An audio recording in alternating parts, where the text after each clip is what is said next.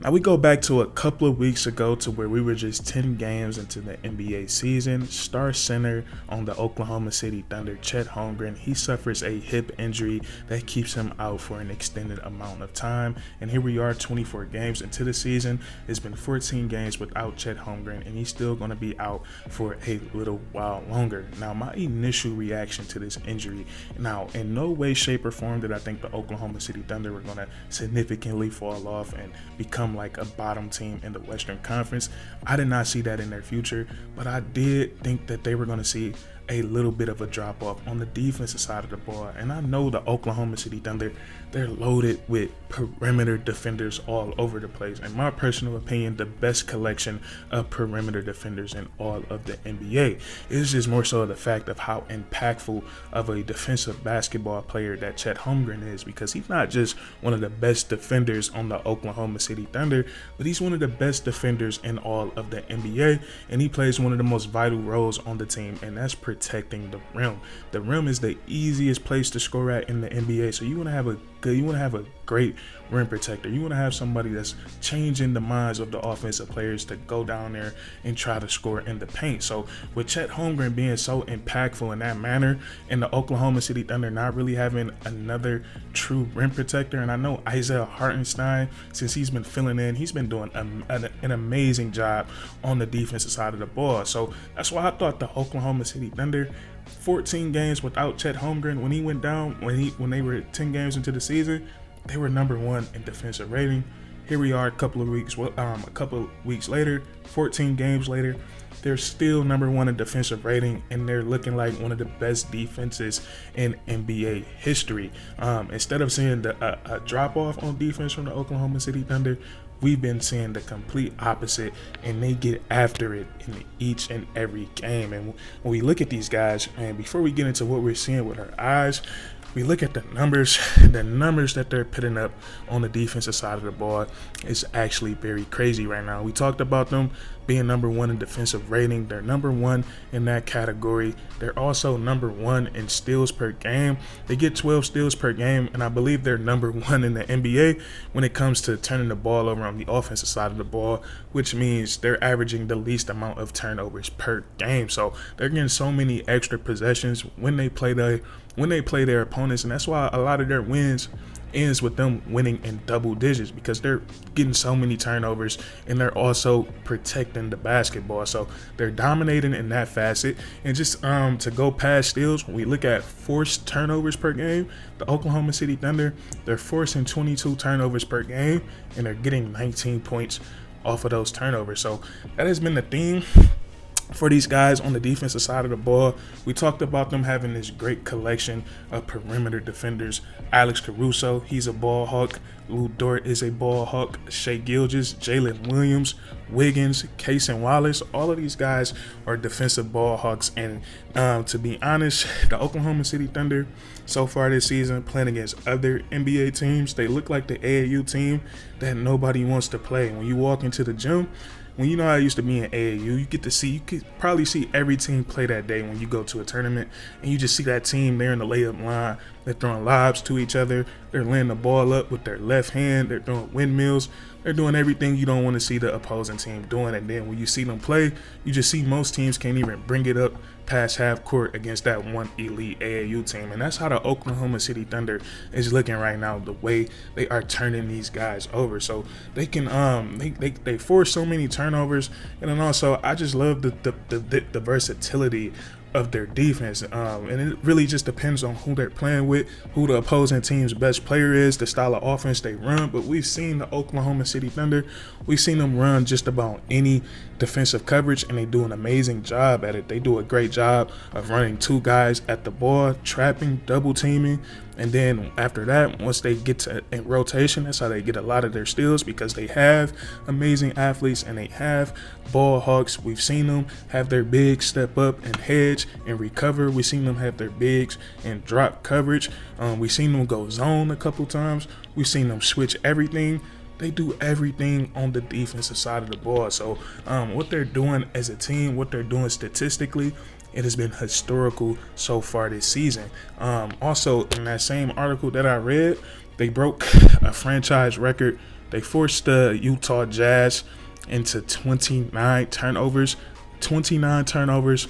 That is so crazy. And off those 29 turnovers, the Oklahoma City Thunder, they set another franchise record, scoring 45 points off of those turnovers. And in the next game against the Toronto Raptors, they forced the Toronto Raptors into 19 turnovers per game. So this is not no ordinary defense that we're seeing. And one more thing I want to allude to about this defense, I think it's leading to them being so much better on the offensive side of the ball.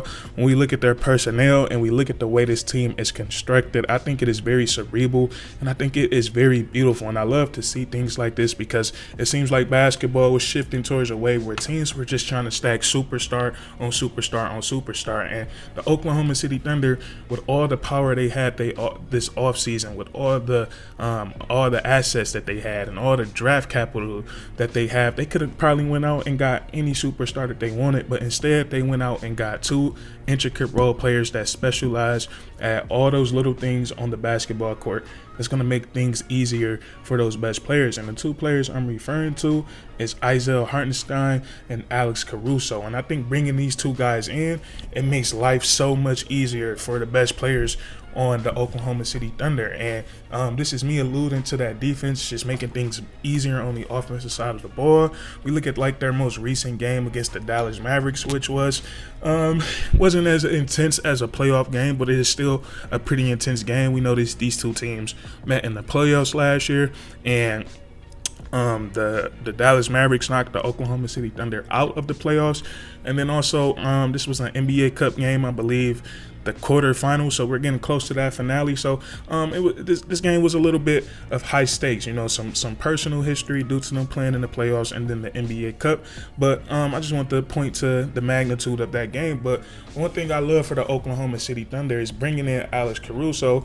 Now they have a situation when they're playing against a team like the Dallas Mavericks, who have two offensive juggernauts and Kyrie Irving and Luka Doncic. Now they have it to where they can play Alex Caruso and Lou Dort at the same time. Two of their non-best offensive players doing a lot of that gritty work on the defensive side of the ball. Now when it comes to your best players like Shai Gilgeous-Alexander, when it comes to Jalen Williams, they're not having to do so much taking on those type of challenges, and it allows them to be so much more fluent on the offensive side of the ball. Last year in the NBA playoffs, Jalen Williams, he had to guard Kyrie Irving a lot on the defensive side of the ball. Now he has Alex Caruso. Now Cason Wallace is going to see the court a lot more. Lou Dort is there. So I love that for the Oklahoma City Thunder. And then also they brought in Isaiah Hartenstein to help them on the front line with those boards. And he's been a monster. He's been a monster since he's been suiting up for the Oklahoma City Thunder when it comes to grabbing rebounds. So I think everything is just going so beautifully for this team right now. I think Shai Gilgeous-Alexander, if the season was to end today, I think he should get the MVP award.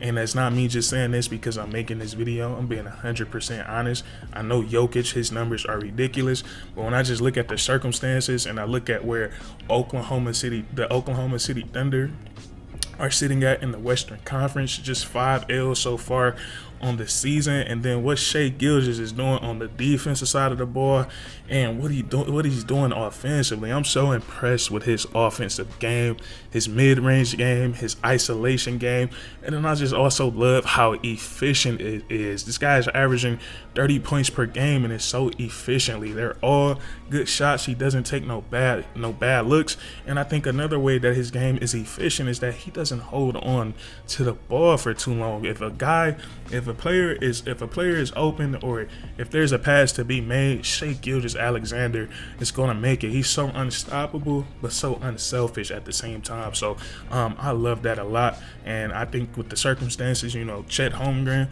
one of the 3 best players on the team, being out for 14 games so far this season. Isaiah Hartenstein wasn't there to begin the year. So for those reasons, I will have Shai Gilgeous-Alexander as my MVP today. But this defense for the Oklahoma City Thunder, man, like we said, they're missing one of the best rim protectors in the NBA. So who knows how crazier it's going to look once they can play Isaiah Hartenstein and Chet Holmgren and all of these guys in a full rotation is definitely going to be very, very interesting. But that's what I want to talk about with you guys today.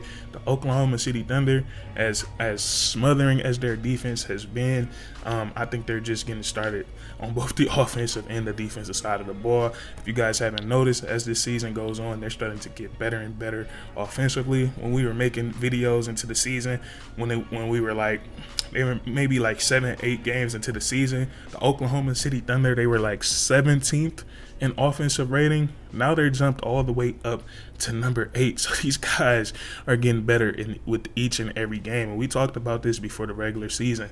Going out and getting those 2 off-season pickups, big time, man. Big time moves right there. But if you guys enjoyed, please leave a like. Comment down below if you agree or disagree, and then subscribe for more weekly content. We do this all the time, man, and that's curtains.